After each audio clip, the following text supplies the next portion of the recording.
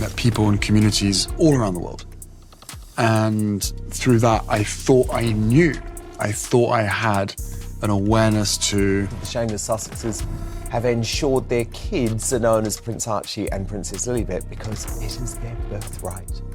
Well, Meghan's biographer Tom Bower joins me now. 2 children currently hold the 6th and 7th positions in the line of succession to the British crown. One child has never had a single official photograph taken with the late Queen Elizabeth II. The other arrived in this world accompanied by a trail of medical anomalies unprecedented in modern royal history. And now as Harry and Meghan quietly pack up their crumbling Montecito lifestyle and scurry across the Atlantic to enroll Archie and Lilibet into a private Cotswolds prep school. Certificate that was requested by Go Fake Yourself Meghan, where the date of registry of Archie Mountbatten Windsor happened 5 days prior to the child being born. The UK registry was asked to clarify this in writing. This September, Britain's most formidable investigative author, Tom Bower has shattered the silence with a thunderous legal challenge. The United Kingdom must demand full independent biological verification before these titles and constitutional rights are validated on British soil. This is not merely a desperate retreat by 2 fading celebrities dodging mounting debts. It is a ticking constitutional time bomb that threatens the very legitimacy of the 1,000-year-old British monarchy. Well, look who decided to come crawling back after years of preaching to the world from their sunny Californian terrace, lecturing everyone on mental health, systemic oppression, and the horrors of royal life. Prince Harry and Meghan Markle have suddenly remembered where their bread is actually buttered. Let's be completely honest for a moment. The great American dream that Meghan envisioned has utterly collapsed under the weight of its own hypocrisy. The private jets, the manufactured paparazzi, car chases through Manhattan, and the endless stream of podcasts complaining about family drama have finally run dry. We know from Harry's stories that can't be, because there is no doctor on earth that's going to have a first-time mother, a geriatric mother, come to their hospital and get the epidural tapped twice, and then within an hour of having given birth, just wiping her off and sending her on her merry way.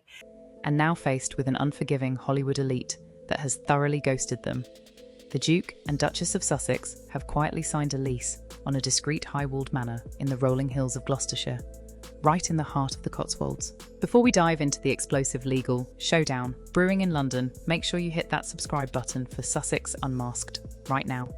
Give this video a thumbs up and ring that notification bell. We are pulling back the gilded curtain on every single move the Sussexes make, and trust me, you will not want to miss what is coming next. As of late August 2026, the paperwork is done. Applications have been processed, hefty tuition fees have been transferred, and young Archie, now 7 years old, alongside his 5-year-old sister Lilibet, are officially scheduled to begin the autumn term at an elite British preparatory school this September. But think about the sheer unadulterated irony of this situation. It was barely 15 months ago when Prince Harry sat under the bright studio lights of American television, looking straight down the lens of the camera, and solemnly swore that he could never bring his wife and children back to the United Kingdom because it was simply too dangerous. He claimed the British streets were crawling with hostile tabloid reporters, and that, without round-the-clock taxpayer-funded armed police protection, his family's safety was fundamentally compromised. Yet here we are, when the Hollywood contracts vanish, when your former celebrity neighbours stop answering your phone calls, and when the legal bills start piling up on your desk like an avalanche. It turns out Britain isn't so terrifying after all. With his back pressed firmly against the financial wall, Harry has done the exact thing he swore on international television he would never do. He has personally brought his wife and children right back into the lion's den, setting them up less than a 2-hour drive from Windsor Castle. They clearly believed they could execute this retreat under the radar. They thought that by tucking themselves away in the quiet countryside of Gloucestershire and dropping the children off at morning assembly in neat little British school uniforms, Archie and Lilibet would simply blend into the fabric of British aristocratic life. They assumed the public would forget the grievances, the interviews, and the questions that have hung over their family for 7 straight years. But they calculated wrong. The moment the ink dried on those Cotswolds enrolment forms, Tom Bower detonated a legal demand that the palace and parliament have spent the better part of a decade trying desperately to ignore. Now let's make one thing crystal clear. Tom Bower is not some reckless internet commentator throwing sensational theories at the wall to see what sticks. He is a former barrister and arguably the most formidable, legally bulletproof investigative biographer in the modern history of British journalism. When Tom Bower puts his name to an investigation, Fleet Street pays attention, the royal courts of justice take note, and the private secretaries inside Buckingham Palace start sweating through their collars. Bower does not publish rumours, he builds unassailable legal dossiers. And his latest intervention has transformed what the Sussexes hoped would be a quiet school run into a full-blown institutional crisis that strikes at the core of the British Constitution. Bower's demand is as simple as it is devastating before Archie and Lilibet are granted the constitutional recognition, public privileges and royal status associated with their presence on British soil. The British state must mandate an independent certified genetic verification of their biological lineage.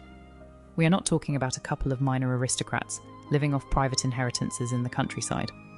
We are talking about two individuals who currently occupy the 6th and 7th positions in the line of succession to the British throne.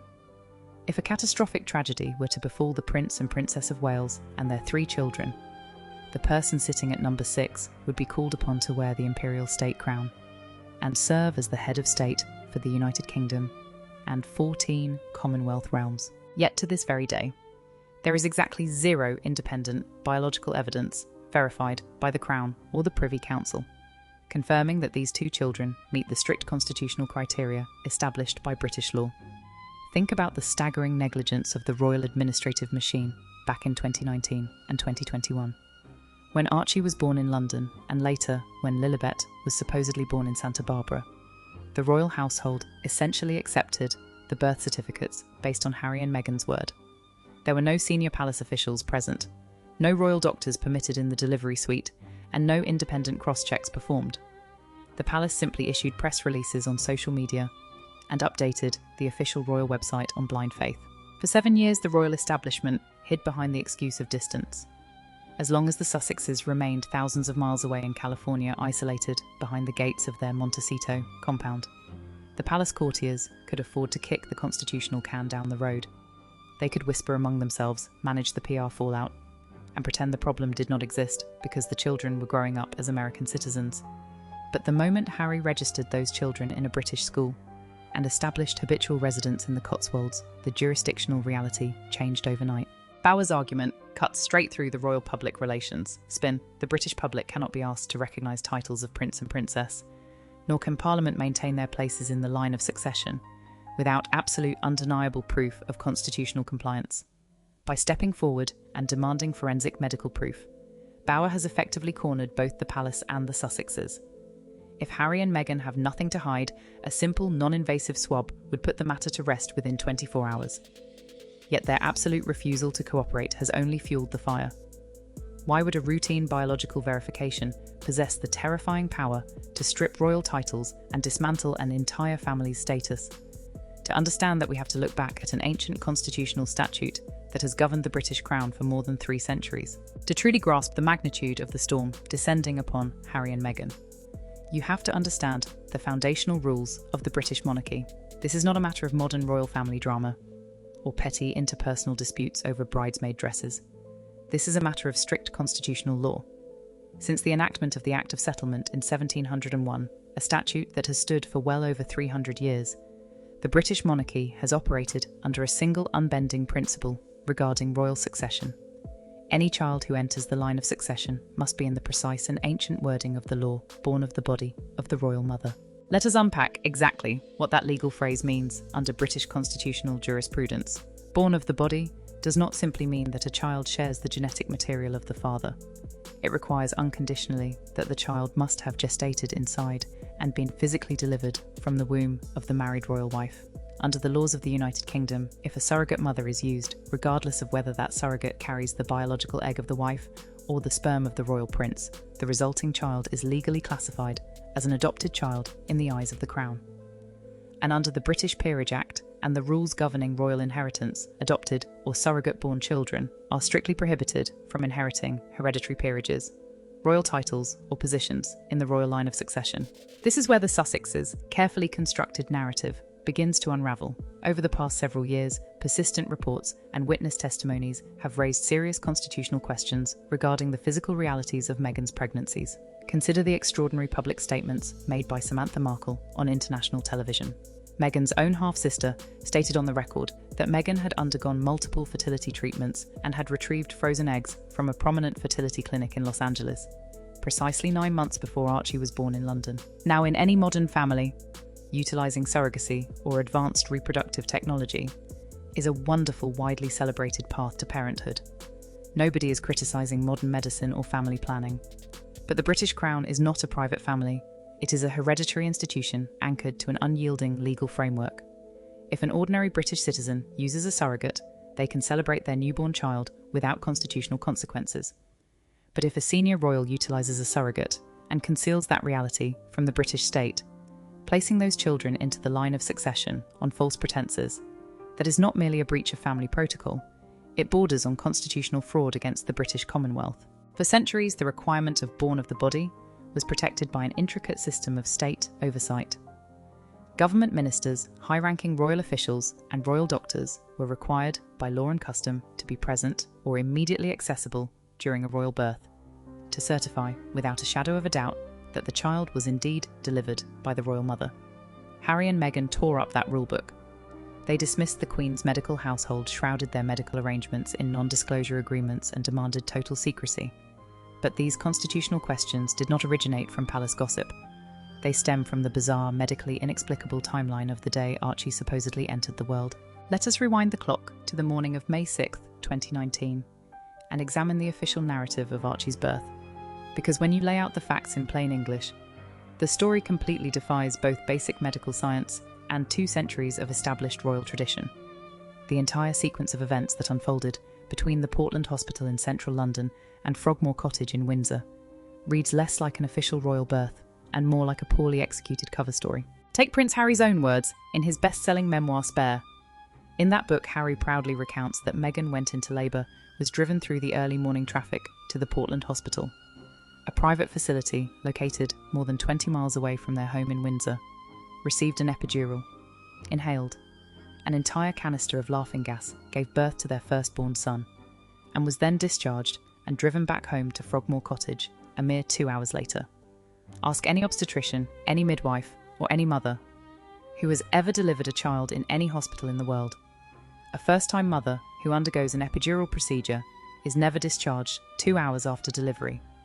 Standard medical safety protocols require hours of post-epidural monitoring to ensure sensation, returns to the lower limbs, to monitor vital signs, and to safeguard against postpartum hemorrhaging. To claim that a royal duchess underwent major obstetric procedures and was bouncing in a car across London cobblestones 2 hours later is medically absurd. Then consider the bizarre communications breakdown, orchestrated by the Sussex PR team on that very same day. At 2 p.m. on May 6th, Buckingham Palace released an urgent statement to the global press announcing that the Duchess of Sussex had just gone into labour.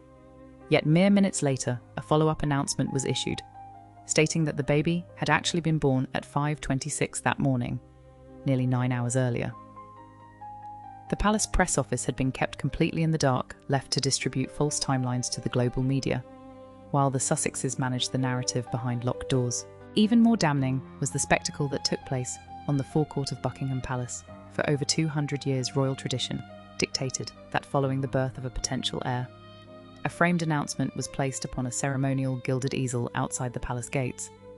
That document was historically signed by the distinguished physicians of the royal medical household, the Queen's personal surgeon gynecologist and his team, who formally attested to the birth and guaranteed its legitimacy to the nation.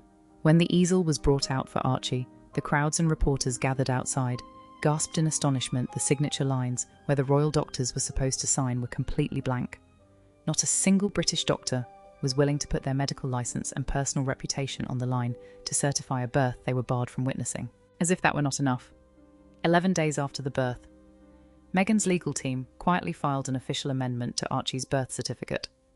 They systematically removed her personal names, Rachel Meghan, and replaced them simply with the title Her Royal Highness the Duchess of Sussex. Why would a mother go out of her way to erase her own given name from her firstborn child's birth certificate? The irregularities were so glaring, so unprecedented, and so offensive to royal protocol, that even the late Queen Elizabeth II had an icy, unforgettable reaction that left the Sussexes utterly paralysed.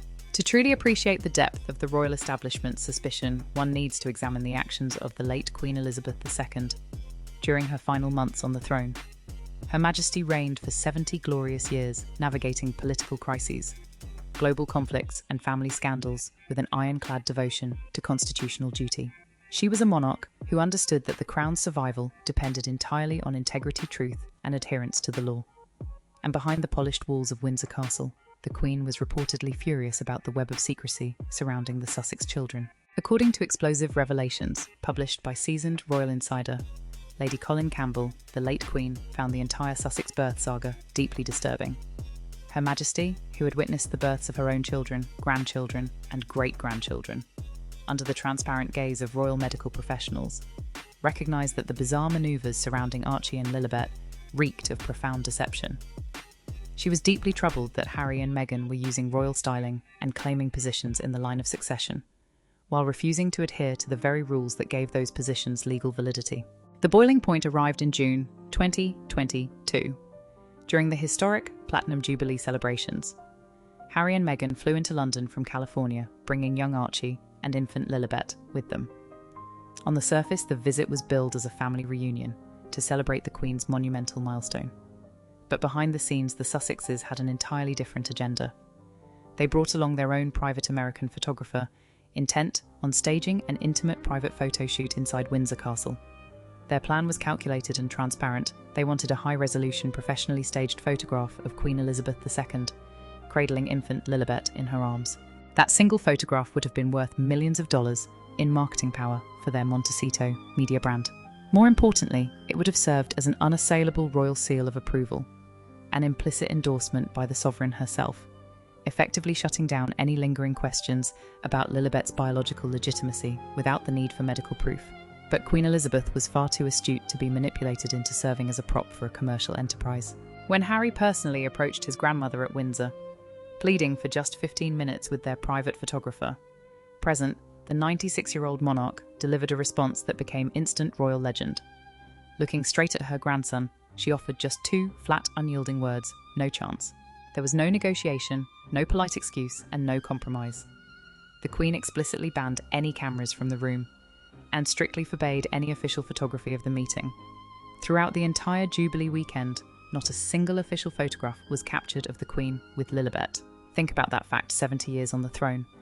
Dozens of great-grandchildren photographed beside her, yet zero official images exist of Elizabeth II, with the child named after her private childhood moniker.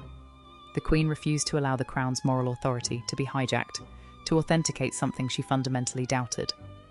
But why didn't the palace immediately launch a formal investigation back then? Because Meghan had constructed a paralysing transatlantic legal trap. For years, millions of royal observers around the world have asked the exact same question if the royal household, the senior courtiers, and even the late Queen had such profound reservations about the legitimacy of these births. Why didn't Buckingham Palace simply launch an independent inquiry and settle the matter once and for all? The answer reveals the sheer cunning of Meghan Markle's legal strategy and the unique jurisdictional nightmare that paralysed the British Crown between 2019 and 2026. First, consider the institutional dilemma facing Buckingham Palace. For the royal establishment to publicly demand a DNA test, or admit that children were placed in the line of succession without proper verification, would require the palace to confess to an unforgivable failure of constitutional duty. The courtiers knew that if they admitted they allowed the 6th and 7th positions in the royal succession to be occupied on blind faith, the British public would rightly demand to know who authorised such negligence. The palace was trapped in a classic institutional bind. Exposing the truth meant exposing their own catastrophic mishandling of the situation from day one. Second, Meghan had deliberately anchored her family's legal existence within the state of California. By relocating to Montecito in early 2020, Meghan placed a massive jurisdictional barrier between her children and the British legal system. Under the laws of California, minor children are protected by extraordinarily strict privacy statutes. In the United States, no foreign institution, no foreign government, and certainly no foreign monarch has the legal standing to compel a mother to submit her minor children to genetic testing, without an active paternity dispute or a direct court order issued by a California judge. Furthermore, Meghan weaponized the contemporary media landscape. Any attempt by Buckingham Palace or the British government to demand biological proof, while the family lived in America, would have been immediately repackaged by the Sussex public relations machine as an act of institutional bullying, harassment, and racial profiling. The courtiers in London knew that the moment they issued a formal legal demand to Montecito, Meghan would land an exclusive interview on American television, portraying herself as a victimized mother, being persecuted by an archaic British institution. For 6 long years, that legal and public relations standoff worked flawlessly. California jurisdiction acted as an impenetrable fortress, shielding the Sussexes from the scrutiny of English common law and parliamentary oversight. But a legal fortress is only useful as long as you stay inside its walls. By packing up their estate and relocating Archie and Lilibet to the United Kingdom to attend a British school in the Cotswolds, Harry and Meghan have willingly surrendered their American jurisdictional shield. Yet the real reason Harry was forced to abandon his Californian sanctuary and drag his family back across the Atlantic has nothing to do with royal nostalgia. It is rooted in a brutal California divorce law that was about to strip him of everything he owns. Behind the curated smiles and occasional joint charity appearances, the marital reality of Prince Harry and Meghan Markle has become an open secret across Montecito. By 2026, the fairy tale romance had thoroughly degraded into a transactional business partnership, strained by catastrophic business failures, relentless public ridicule, and astronomical financial pressure. But as their marriage began to fracture, Harry found himself staring down the barrel of one of the most ruthless family law frameworks on planet Earth, the California Family Code. In California, there is a legendary legal milestone known to every family lawyer in the state, the 10-year rule. Under California law, a marriage that lasts for 10 years or more is officially classified as a marriage of long duration. The legal consequences of crossing that 10-year threshold are catastrophic for the wealthier spouse. Prior to 10 years, spousal support or alimony is typically awarded for only half the length of the marriage. But the moment a marriage hits the 10-year mark, the California courts retain jurisdiction indefinitely. Spousal support becomes permanent, meaning the higher-earning spouse can be forced to pay lifetime alimony until the recipient spouse remarries or passes away. Furthermore, California is a strict community property state. Every single dollar, every corporate contract, every book advance, and every commercial asset acquired during those 10 years is split exactly 50-50 down the middle. Even worse for Harry, California family courts overwhelmingly favor the local American parent when determining child custody. If Meghan were to file for divorce in the Santa Barbara County Superior Court after the 10-year mark, Harry would have faced financial annihilation. His global earnings would have been sliced in half. His royal trust funds would have been dragged through messy discovery proceedings. He would have been ordered to pay millions in permanent alimony. And most terrifyingly of all, Meghan would have secured primary physical custody of Archie and Lilibet, permanently anchoring Harry to California as a weekend father. Harry's legal advisors in London saw the trap closing, with the Sussexes approaching their 10th anniversary of living together and marriage trajectory. Since 2016, the clock was ticking down to zero. The only viable legal countermove available to Prince Harry was to physically relocate his wife and children out of California's jurisdiction before the 10-year trap snapped shut. By bringing Archie and Lilibet back to British soil and enrolling them in an English preparatory school, Harry has executed a masterstroke of legal self-defense under international private law and the Hague Convention, registering children in school and establishing a habitual home in the Cotswolds instantly shifts the jurisdiction of their habitual residence back to the United Kingdom. In an English divorce court, the archaic California rules do not apply. More importantly, under English common law and ancient royal prerogative, the reigning British monarch possesses sovereign custodial oversight over royal grandchildren and heirs in the line of succession. Harry didn't move his family to the Cotswolds for the fresh country air. He moved them to save his fortune, protect his custody rights, and escape a California divorce that would have left him bankrupt. But avoiding California's divorce courts was only half the battle. Harry was also fleeing a $63 million financial tsunami that was threatening to drown him in London. Let's talk about money, because at the end of the day, royal titles cannot pay the mortgage on a $14 million Montecito estate with 16 bathrooms and a private security army. The harsh financial truth of 2026 is that the Sussex Empire is completely irreversibly broke. The lucrative corporate partnerships that once made them the darlings of the corporate world have evaporated into thin air, leaving behind a trail of failed ventures, unpaid bills, and humiliated corporate executives. Remember when Spotify handed them a staggering $20 million deal, only to publicly cancel their contract and have a top executive label them fucking grifters on a global podcast? Remember when Netflix handed them $100 million, expecting a continuous stream of groundbreaking television only, to receive a whiny documentary, a universally panned polo series, and a cooking show? Nobody watched. With those massive entertainment contracts dead and buried, Meghan attempted to pivot into the luxury lifestyle market with her much-hyped brand, as ever, an American Riviera orchard. The rollout was an unmitigated disaster. After sending 50 numbered jars of strawberry jam to a handful of minor influencers who barely bothered to post about them, the entire business ground to a screeching halt. Supply chain failures, trademark rejections by the United States, Patent and Trademark Office, and astronomical production costs left Meghan with an estimated 50,000 jars of artisanal jam, sitting in dusty California warehouses, utterly unsellable and hemorrhaging investor capital every single month. While their commercial income plummeted to zero, Harry's reckless legal crusades were creating a financial black hole. Over the past 5 years, Harry has launched lawsuit after lawsuit against the British press and the British Home Office, dragging the Metropolitan Police and major newspaper groups through the High Court of Justice in London. Harry operated under the arrogant assumption that his royal birth would shield him from consequences.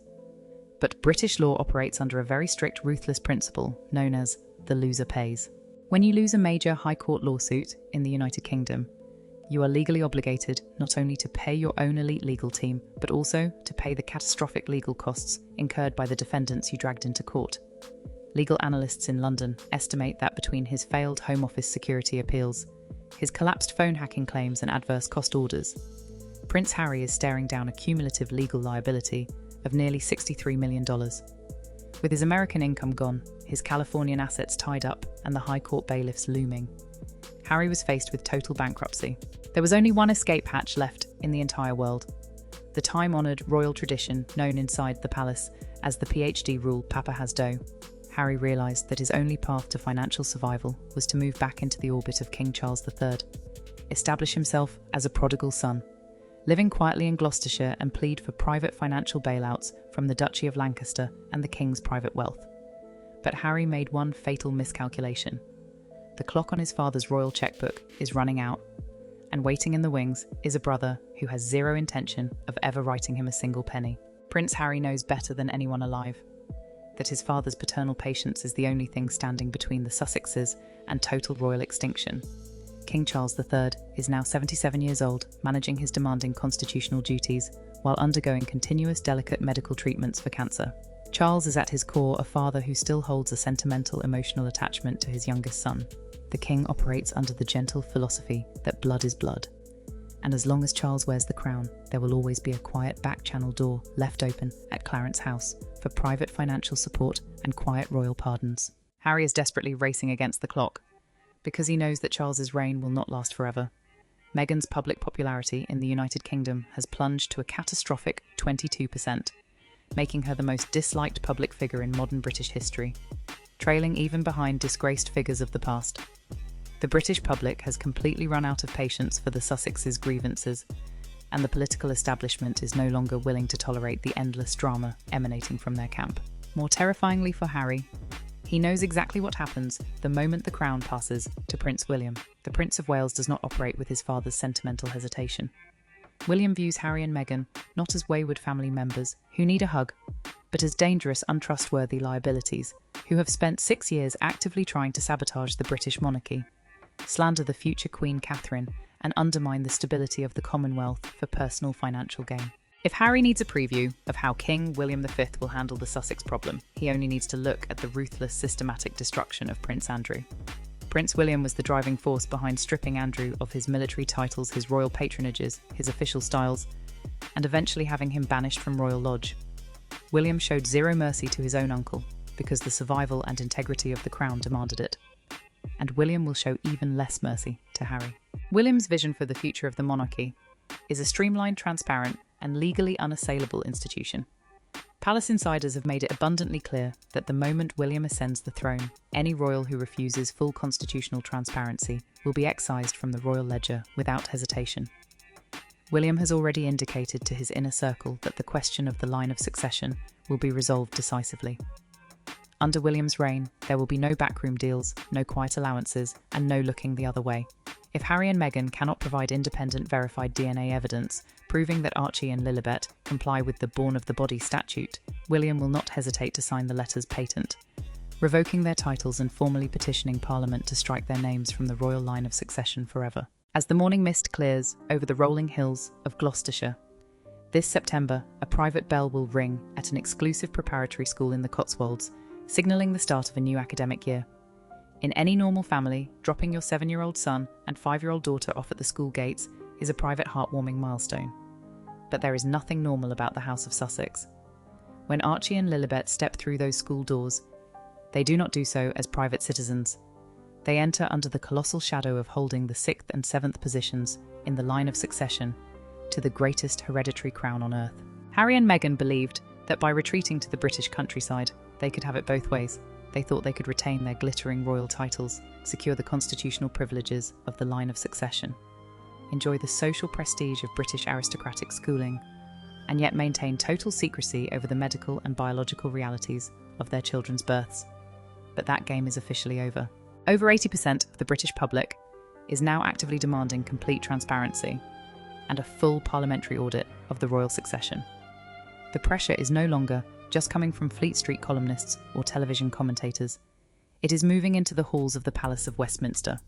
Cross-party members of Parliament, armed with Tom Bower's devastating investigative dossier, are preparing to introduce statutory legislation that would mandate formal medical certification for every individual listed in the line of succession. The British Parliament cannot and will not allow the hereditary succession of the head of state to be treated as a private family secret. You can move your household from a bankrupt estate in Montecito to a leased manor in the Cotswolds. You can spend thousands of pounds on private British school uniforms. You can hire the most expensive public relations firms and deploy high-priced London attorneys to issue legal threats to the press. But you cannot purchase the sacred integrity of a 1,000-year-old crown with borrowed millions, manufactured grievances and legal evasion. The DNA time bomb has been armed. The countdown has officially begun, and the walls of secrecy are collapsing in real time. When Prince William finally steps onto the throne, every single document, every sealed medical record, and every hidden truth will be dragged out of the shadows and exposed under the unforgiving light of British justice. The truth is coming, and no amount of PR spin will be able to stop it. What do you think? Should the British Parliament and Prince William immediately mandate independent DNA testing for Archie and Lilibet before officially recognising their royal status in the United Kingdom? Or should the palace continue to look the other way? Let us know your thoughts in the comments below. Smash that like button, and be sure to subscribe to Sussex Unmasked right now, so you never miss an update on this unfolding royal reckoning.